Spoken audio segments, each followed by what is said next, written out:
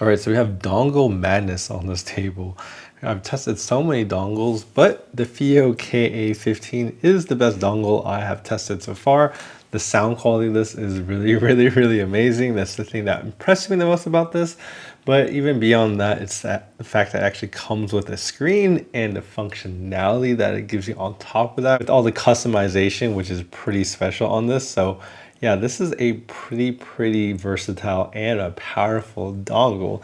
And I've tested all these, as you can see on the table, and this is the one I like the most. So the Fiio K15 is actually $110, so it's not even that much more expensive than my favorite one, which is the high dis, which is about, I think it's like 90 on sale. So this is just a little bit more expensive, but I feel like the functionality that it gives and the power output is actually more. This thing puts out about 500 milliwatts of power, so it's pretty powerful for it, versus the high dis I think was like about half of that at like 200. So this is a little bit more powerful, but it comes with a screen, and I feel like the screen is probably the best part. It comes with this IPS panel for a screen, which allows it to do a lot of different functionality. So you have some buttons up here, which, you know, you actually have what they call desktop mode. So you can turn it on and off. And the desktop mode allows it to obviously go into a high power kind of desktop mode. It uses a little bit more power, but you get the best sound quality from it. And then of course you actually have the plus and minus, so you can actually change. So the Fiio KA15 is actually about $110, and my previous favorite, the height, is about 80. So it's a little bit more expensive, but it comes with a lot more features. Obviously it comes with a full-on screen, which is cool.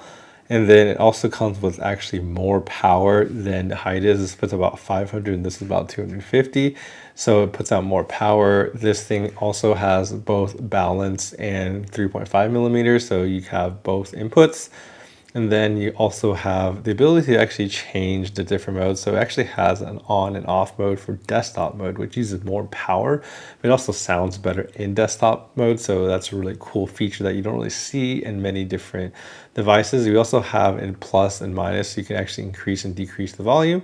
And then you can also pause and play your tracks, but you can also hold this down and change the actual settings of your device. So right here, you can see that if I hold this down, you can actually enter the actual settings menu. So you can actually set different filters. So this is what gives it a lot of versatility, honestly.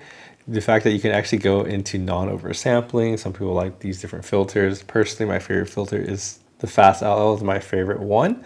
And then if you go down, you can click and you go through the variety of different settings that it has, which is pretty crazy how many it actually has. It actually has an EQ mode where you could download the app and actually use the EQ and tune it with that. So this has that capability.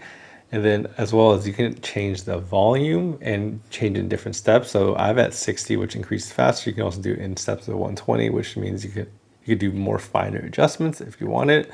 I'm a little lazy, so I like doing the 60. But of course, all these options are in Chinese, which is a, you know, little bit of a different type of problem I guess you can have, but you can change the different types of modes. Another one that's really good is the class AB. So there has different type of class. So that's class H, which is a kind of power saver mode, and class AB, which is a, I guess, battery intensive mode, but it also sounds better, has a little bit better bass. So I like the class AB mode. So like I said, this thing can really fine tune your sound, and there's really just tons and tons of different options that are all in Chinese. So you gotta kind of learn Chinese, honestly, or they actually do have a manual that tells you exactly what each one does. But yeah, there's just a variety of options on this one, and then you can just kind of hold it to go back to the beginning. The height is, you can change the filters on it, but you can't really do more than that. This has like the different power modes that actually change the sound. It sounds a little bit more thinner and a little bit more trebly if you have it in like not the desktop mode off, and then you have it in class H mode. So you know, I think these extra features really do kind of push it above and beyond other kind of dongle DACs you have. And of course, these dongle DACs also have better DACs, so you can actually play higher res music. So if you're using just the, you know, typical Apple dongle, you can't get access to actually the 24-bit 96 kilohertz music. It's actually limited. So having an actual built-in DAC also helps with that. And a lot of times when I listen to music on something very basic like this $6 DAC, it really does sound a lot more thinner, a lot more, the music really just sounds congested in the middle. It could definitely sound a little bit more wider and spacious on the Fiio KA15.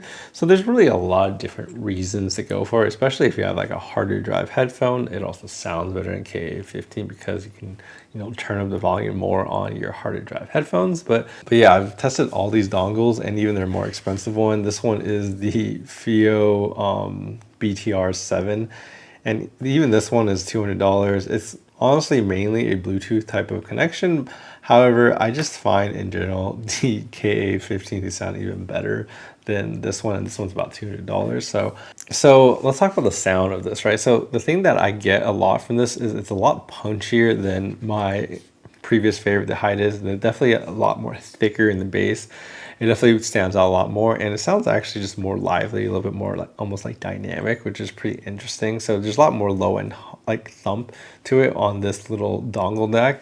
And then the other thing is the treble is actually a little bit less, I guess, forward. It's not, I would say this is definitely not like an analytical DAC or like a bright one. This one definitely sounds a little bit more neutral, maybe even slightly warm. I feel like Fio's, I've heard a lot of their stuff and they don't really like tuning their stuff very bright. So this is definitely closer to neutral, which you're getting good treble, good detail without going overboard. So I really like that.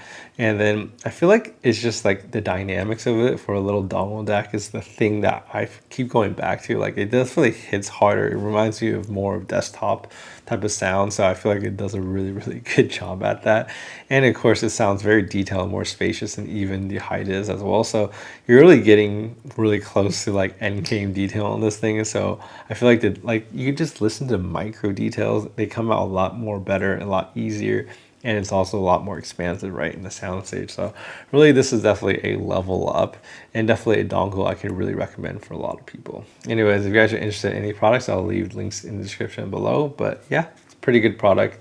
Hope you guys enjoyed this video. Please like and subscribe, and I'll see you guys in the next one.